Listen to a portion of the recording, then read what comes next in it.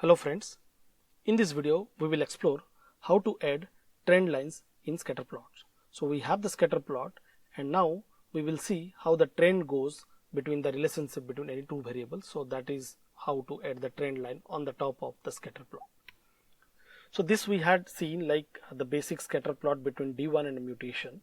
So this like the command what we see in that like first like we have to give the data frame, then we have to give the aesthetic mapping where x equal to D1 and y equal to mutation, and then we added a layer point. So this will draw the simple point.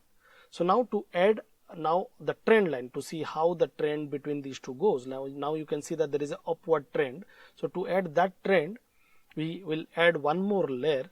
The function for that is smooth function. So what this function will do, it will add a smooth line like depending on the relationship between these two, and you can see that the line goes from here and the trend it goes towards down, and at the same time it draws a confidence interval around the line. So now since there are lot of point enriched or dense point over here, so that means the confidence is very strong, so you won't see an area over here.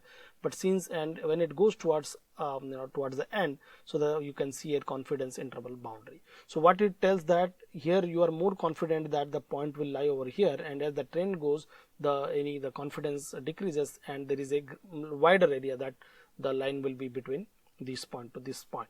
Okay, so this way the trend shows between the mutation and D1 shows an upward trend. That means as the D1 increases or mutation also increases. So this is a random example, but yeah, so somehow the relationship shows in positive trend between these two. So to add this thing we have to simply add a smooth layer. Okay, so let's do this example over here. Okay, so I was doing that, so let me redraw. So ggplot, first def, then you pass the aesthetic, x equal to D1 and y equal to mutation. Okay, and now you add a point layer, so this will simply draw a point. Now on the top of that we now are adding a smooth layer. Okay, so now this will draw a trend line. So now there are different method that is used to for a smooth. So the GAM is a method which is used to draw the smooth line. You can change it by passing additional what kind of smooth line we want, but this is the simple trend line what we got. So in the next step what we will do, now if we add an color aesthetic now. So let's color is with respect to GDR. So if we do that, so let's say color equal to GDR if we give, so what will happen, interesting thing like, so you will see that the points are also colored with respect to GDR.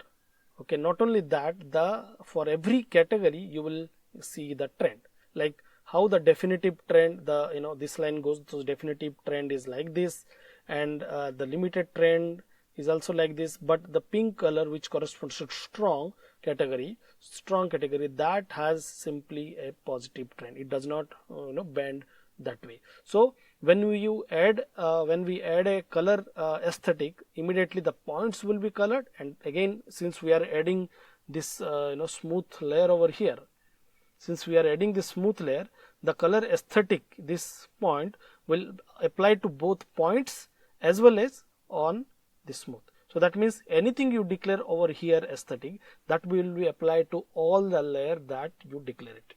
Okay, so we will see some advanced concept where we may say that if I write this inside this point, so then we'll get one single smooth line, so that way, so it will not be applied globally.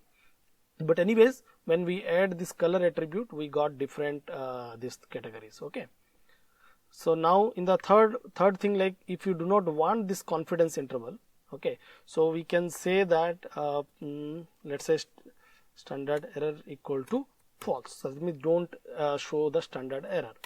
So this way now we will have just single line over here, so no confidence interval or standard error is not shown. Okay, so now let's see if we want to see how this goes with respect to pathway, you can simply change pathway. Okay, so now we have pathway relationship. There are now so many trend lines just with respect to pathway, and if we want to see how the trend varies based on the this like tissue, so we specify the color with respect to tissue. So now we will have a different kind of trend. Now you would see this is completely different. That means we can at least infer that the lung behave different between D1 and mutation rest compared to other. So this way, so by simply adding one additional layer geometric smooth, we can add a trend line to the scatter plot. So in the next video we will see mainly the facet wrapping. So this is an interesting concept where we can split this plot into multiple grid kind of thing, so that we can individually we can see. So that we will explore in the next video. So thanks for watching, and yes, please like it and share it, and please subscribe to the channel if you have not yet done. Thanks a lot.